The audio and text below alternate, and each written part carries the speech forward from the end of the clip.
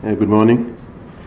Let me first just deal with the Soweto debt issue. So part of the plans of Eskom to deal with the issues in Soweto was to do conversions from postpaid to prepaid. So we are completing that program now. So effectively, the debt in Soweto has been converted to mainly to prepaid. So we are monitoring the payment levels. We are currently sitting at about 25% in terms of payment levels in Soweto. On the municipalities and the load reduction, it is an intervention, as the minister has said, that we implement to enable or to ensure that we do not overload the infrastructure. So yes, in the winter period, what we notice is that the demand on the system is quite severe from what it was designed for. That is what leads distributors to take this preemptive step of load reduction. As we deal with the issues as distributors within the municipalities, I think the investment in the infrastructure of municipalities is going to be key going forward. There was a question on the number of microgrids that Eskom is doing. Through the INEP program, we are rolling out 33 microgrids in the year 24-25. So the number is 33. There was a question on the demand forecast for 2024. We have seen in the last week and a half or so demand go up to in excess of 33,000 megawatts. Fortunately, we're able to ride through that storm. We are comfortable that we have got sufficient reserves to deal with the demand that is currently in the system. But the projected demand is 33 gigawatts and below.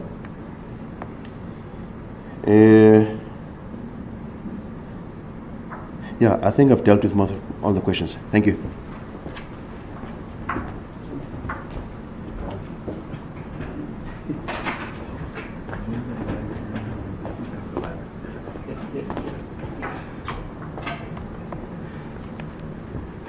Thank you, Tsakane. Good morning to the members of the media and our Honorable Minister and the Deputy Minister. I think the first question from Reuters that deals with the delays on Commission Minister, let me start on that one to say what we have proposed from Eskom is that instead of focusing on the 3 small stations that were targeted to closure, we will look at the whole fleet of Eskom in terms of dealing with this issue of achieving this. And we are quite confident that by 2030 we will indeed meet this 70 million tons of, because looking at the whole fleet, as you will notice that there is a lot of levers that we are pulling from different sides. So we are of a view that even though we are running this plant for until 2030, that we will still definitely meeting the commitment in terms of the CO2 emissions. Looking at the whole fleet as well, like I've indicated. And then the second question, Chair, was with regard to return of 6,000 megawatt. I think you've clarified that one is currently on the numbers in terms of the improvement on the coal. And then more specifically from News 24 was the issue of Quebec license. I think we know now that currently the regulator is in the process of reviewing that. So we are waiting for the regulator until the regulator is giving us that feedback. So we really can comment on that. We're hopeful that the regulator would give us feedback sometimes very soon as well. And then there was also the question about Quebec return. I say that we have taken the lessons from the last year in September. So most of the work should have been done, but with the commissioning that we will do, I think the latest, it goes to somewhere in the middle of October. But we are quite confident this time around that it will go much better than the previous year. We have had some minor delays with some of the work that we needed to do there. But luckily, most of the work we could do in parallel as well on the maintenance side. So the steam generator replacement remained a key critical factor, but we are hopeful that by mid-October the unit should be back on load as well. We will start the commissioning obviously during the September month. As you know, that could take a bit of time to get into full power. The other question from that I need to take was with regard to Kusile Unit 5. You recall that Kusile in December we went into first synchronization. Obviously, for the grid code and compliance, we normally estimate to take about 6 months, which was the case in this one. We have commercialized it last week. So in terms of the questions of how long it took for Kusile to get to 800, I think the good news is that we have taken the lessons from Medupi and also from the rest of the Kusile. This unit has been giving 800 almost from month number 1 of, so as early as in January as well. So it will go, but obviously with the testing, there is some restrictions on that. So we've been getting this, especially during the peak hours. We will then move the test to allow the machine to run to full load. So I think like any other units that is coming through, we've seen it with Kusile 4 as well, that the machines performs quite well from the few weeks after it's synchronized, it get to full load, and then obviously with the testing. So it continues to deliver the full power now, but it's been intermittent now, but now we are in full control of it because there's no more testing that need to be done. I think Monde touched on the microgrid. I think Minister, those were the key ones. Yeah, it's good that at least now we are sharing with my colleagues.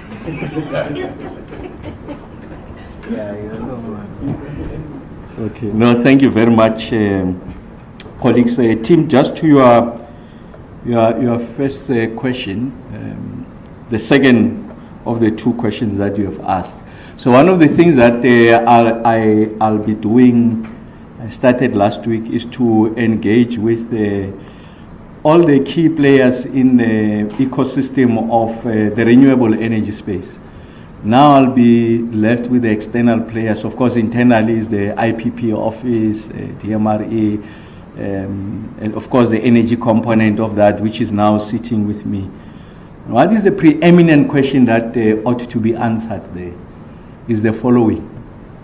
What were the experiences and the hurdles associated with the previous bid windows that undermine the ability of the project sponsors to get to financial close, that undermine the ability of financiers to have the appetite to participate, that they undermine the ability of ESCOM to confirm offtake?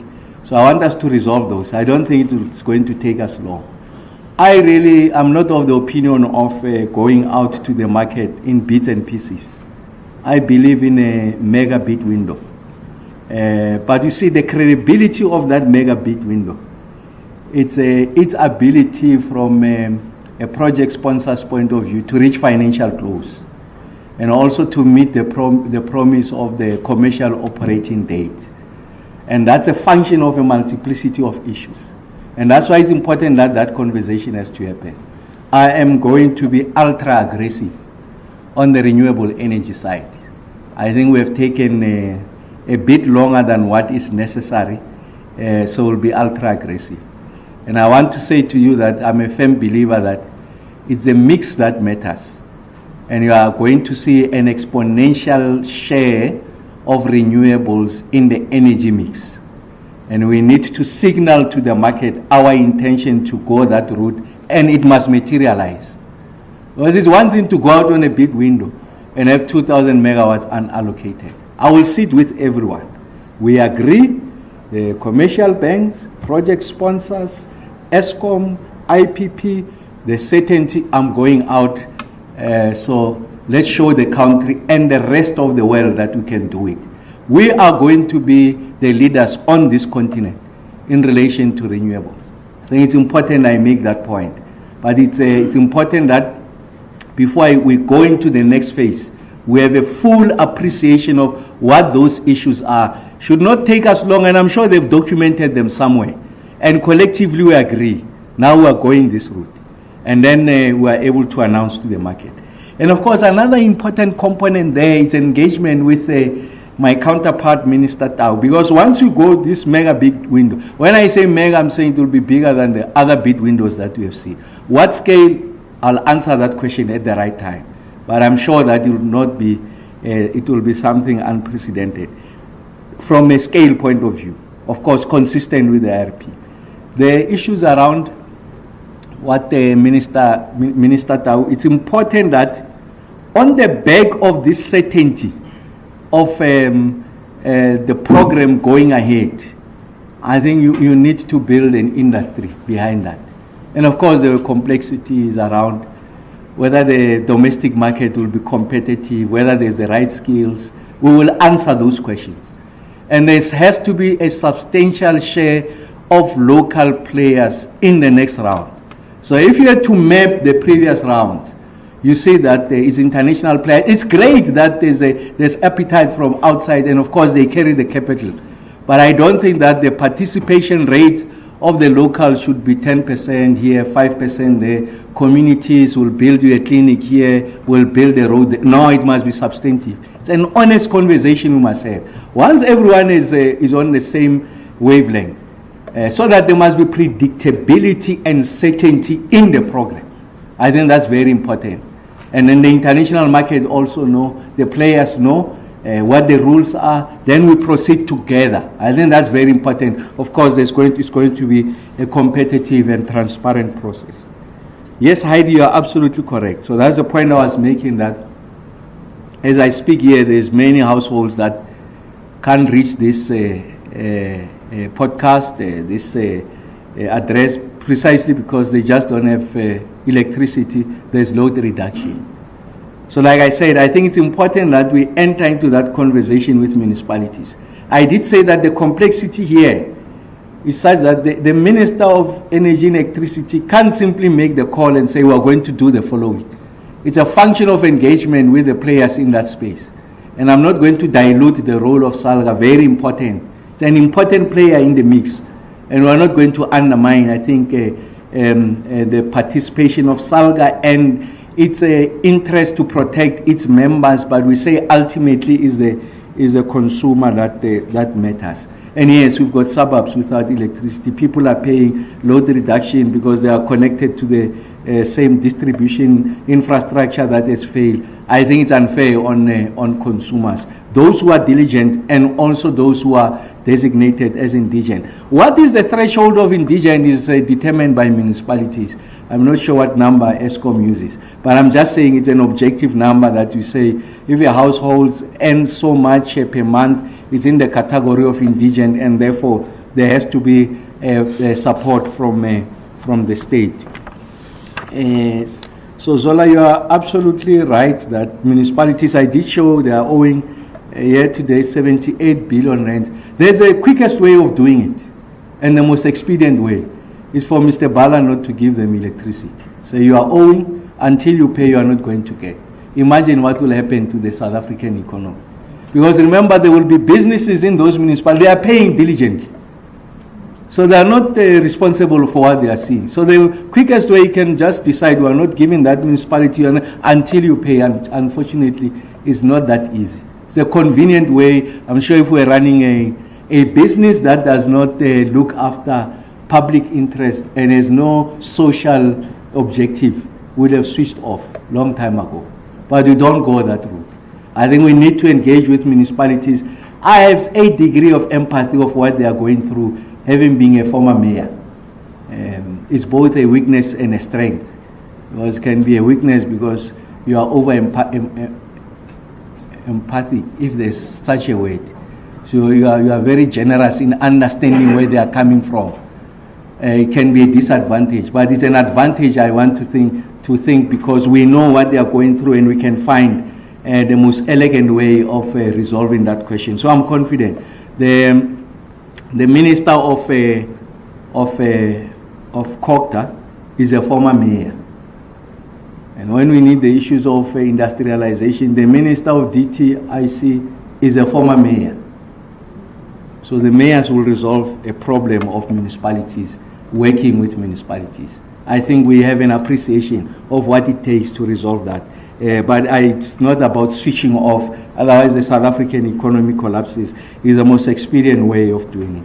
Just to Helmut and Chris, is that yes, the IRP falls within this ministry, the EAP, Integrated Energy Plan, is sitting with us, and of course the signing, the promulgation of the ERA is sitting with us. Just to say the following on the IRP, I think there's been substantial inputs that are material. And I want to say to those people who have made those inputs won't be thrown away. And in fact, I was saying to the team when we engage internally that let's occasion a platform for us to engage with these South Africans and experts who've got concerns around the IRP. And in fact, some of them have illustrated from the little reading I've done on that in fact there are fatal flaws in some instances. So we'll sit. We'll make sure that it's something that enjoys the credibility that it's supposed to anchor a document of this nature. And I'm not suggesting that it's not credible. And I'm just saying you benefit a lot from this input. So you are going to find that there will be substantive engagement. And in some of those engagements, I'll be personally present. One of the weaknesses in the space is that we move with the IRP outside the integrated energy plan, when in fact that should be the primary driver. The IRP supports, is one of the pillars that supports. The gas master plan should be supporting. We've done it the other way. So you start at the end. So, and of course the gas master plan. Those conversations must happen. Very difficult. A lot of the players says, but these are what we think are chronic weaknesses in this. We'll engage with them. If it calls for a substantial review, we'll do it. I'm not suggesting that we're going that route, but I'm just saying there's something material. The modeling is found to be weak. It's not as robust. The assumptions, the underlying assumptions, are found not to stand, if you like, a scientific scrutiny. Will go that route. I'm sure you all know that. I believe on evidence and science. And I think if colleagues bring that, I'm the first one to say yes, there has to be a substantial review. I'm saying this to the rest of the country, that's the approach we are going to take. Even if it takes us longer to get to the end, but we are going to do it correctly. And I'm not suggesting it has not been done correctly, but on the strength of what is coming through, I think there's a basis for us to have that conversation. And then to Tando, no, what was in the news on the nuclear, there's nothing new. I stood here, told you. We are with the team from DMRE at the time now. They are sitting with us. We're saying that we get into a stage of putting together a framework on procurement. That framework acknowledges the fact that the ESCOM balance sheet is weak, the fact that ESCOM will not have the ticket to finance that, so you need to find a bespoke financing instrument to do that. Of course, it must say who must be the operator. I can tell you even now, without necessarily preempting what's going to come, it will be ESCOM. So you need to manage that, and that framework answers those questions, whether affordability, and that answers those questions. So I will not move ahead. Let's allow them to do that. They had said when we were here that should have been done by March, April. We are past March and April. When I come back now that they are with us, when we put a date out, we are going to keep to that date. So it's important that the credibility of this process, whatever we do, is important. The promise you make to the country on the timelines, it's important to restore, affirm, and protect the credibility of any process. And that's what we're going to do going forward. And then that the Democratic Alliance has gone out to challenge the procurement of nuclear. Well, they can go. It's a matter before the courts. We'll explain ourselves. Let me address an inherent material point that it's raised in that question. The government of national unity is not a federation of parties. It's a single executive led by President Ramaphosa. And then there are policy issues that the sixth administration has passed. Those are going to be protected going into the future. I think it's important. This procurement procurement program, it's a government program consistent with the IRP 2019. We are proceeding with it. And the executive will defend through the Minister of Energy and Electricity our position. And any player has got a right to go to court. We'll clarify ourselves, and the court will make that determination. So yes, I think that's we have exhausted the questions as they were placed before us. Or on Helmut, on transmission, we'll get the number. I think the question was how much will be spent on transmission in this financial year. I don't have that answer now, but we will come back, Helmut, on that to you and the rest of the media houses. Thanks.